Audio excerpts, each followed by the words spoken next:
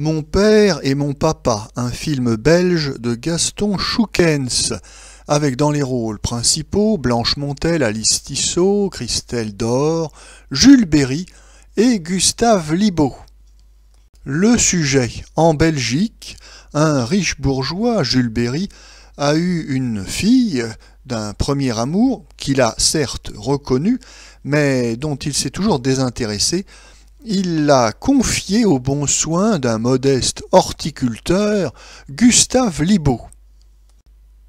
Par la suite, Jules Berry épouse une jeune femme, Blanche Montel, qui a d'ailleurs à peu près l'âge de sa propre fille, mais qui le trompe avec un prétendu cousin que Jules Berry est contraint d'héberger à son domicile même.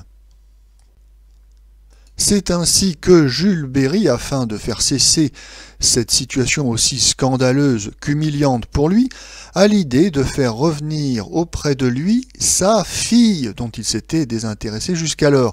En effet, il espère que l'amant de sa femme va se désintéresser de celle-ci, va l'abandonner, pour courtiser sa fille.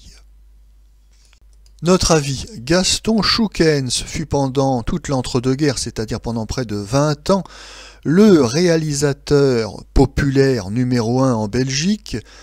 Il a commis, si l'on peut dire, un certain nombre de petites farces à accent bruxellois, et qui avait donc un vif succès auprès du public, mais qui en revanche avait de très mauvaises critiques.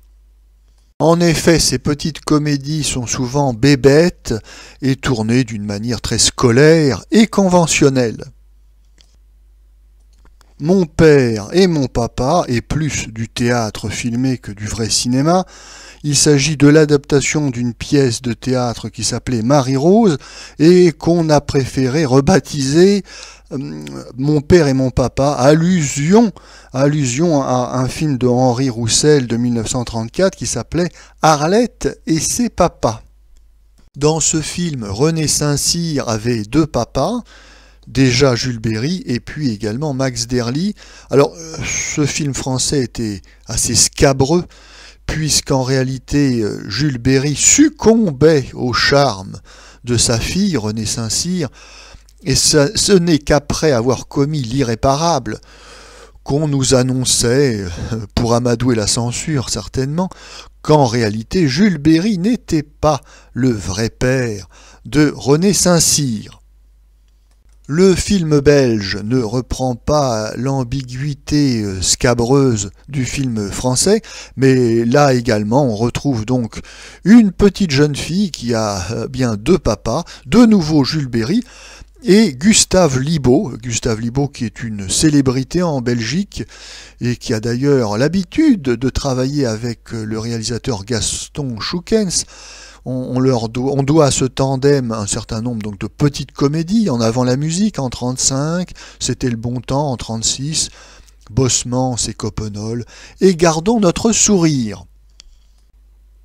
Mon père et mon papa n'est ni pire ni meilleur que les autres petits chefs-d'œuvre de cette série de grosses farces belges, et on comprend d'ailleurs la sévérité de la critique à l'encontre de Gaston Schoukens. Il s'agit de petites comédies qui sont en réalité du théâtre filmé, théâtre d'ailleurs un peu bébête et sans grande originalité. Dans la distribution de Mon père et mon papa, on retrouve des acteurs belges, dont la petite célébrité locale, Gustave Libaud, qui a un jeu malgré tout très caricatural. Nous avons également des acteurs français, dont Jules Berry, qui n'est pas un inconnu en Belgique, puisque pendant près d'une dizaine d'années, il a été un acteur de théâtre à succès à Bruxelles. Jules Berry, qui ici ne nous offre pas un de ces numéros d'improvisation dont il a le secret.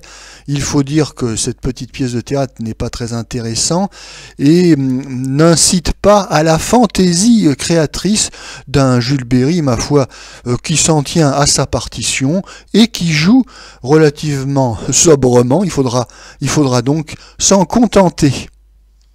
Et puis nous avons Blanche Montel, une actrice française célèbre, mais qui en 1937 est déjà en fin de carrière, malgré son jeune âge, Et puis enfin, nous avons Alice Tissot qui, comme Blanche Montel, a été très, très active lors de la période du cinéma muet, mais qui, contrairement à Blanche Montel, aura une très longue carrière, certes dans des petits rôles, mais qui ira jusqu'au début des années 60.